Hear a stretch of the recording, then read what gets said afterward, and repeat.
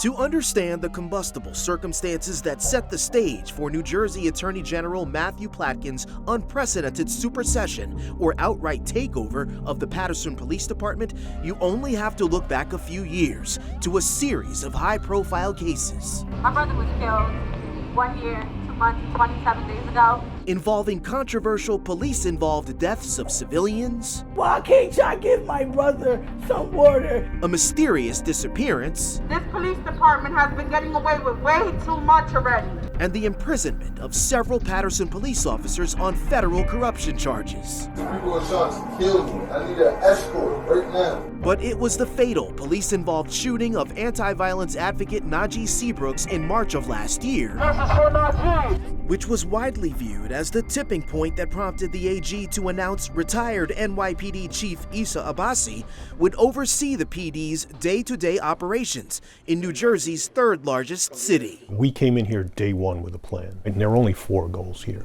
These goals include rebuilding public trust and restoring order, redefining community policing, increasing recruitment within Paterson, and embracing cutting-edge technology. All of the video that our officers are recording is being reviewed by AI analytics. AG Platkin declined our request for an interview for this story, but a full year into his office's supersession, we wanted to take a closer look at what progress has been made by Abasi's team, what challenges still lie ahead, and how an embattled police department can mend its relationship with the community it serves.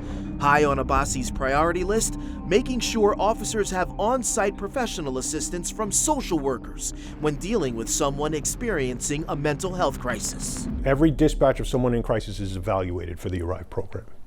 And was that the case 6 months ago? It was not.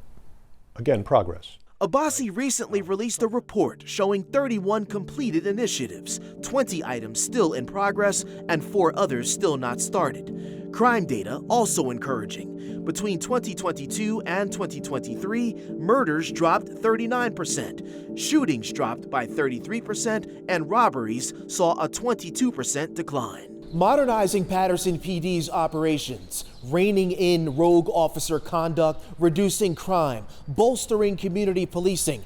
By all accounts, those are commendable efforts made by Abasi and his team in their first year of oversight. But he's one of many people who we spoke with for this story who all agree it's going to take time to change decades-old negative perceptions within the community about this police department. We look for my brother everywhere. It's nowhere to be found.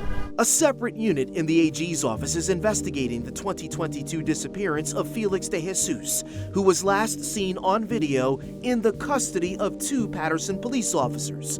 For his distressed family and other longtime critics of the department, the AG's presence in Paterson does not bring them peace or closure. They know what they did to my brother, and we need justice. It can't change just by waving now at pedestrians or community members or passing out business cards to community members and saying that's how we're improving relationships.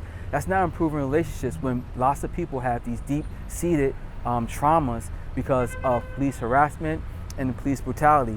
Brian Higgins is a lecturer at John Jay College of Criminal Justice and a former Bergen County police chief. The Attorney General going in and supervising or overseeing a police department is very rare in New Jersey and unheard of in my career. You know, at the end of the day, the AG will own this. It's not like he can blame anyone else. Twice elected Paterson Mayor Andre Saya is also a critic of the AG's presence here, although he says he has no beef with Abasi's work 1 year into his 2-year action plan. We had acknowledged that there was room for improvement in the police department. We actually took action against rogue police officers. And what he did, what the Attorney General did, was not only unlawful and undemocratic, but it's un-American. You don't take over departments, you collaborate. Still, Abasi and his team seem to be slowly winning over key voices. Things are not well in this city right now.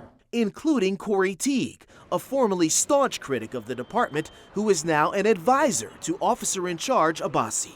It's the difference between night and day. You walk around downtown and it's a totally different vibe, if I can use that word, a totally different environment than what it was before. Before there was an innate hostility. You know, whenever you see an officer, there was that, you know, you would just see it in the community.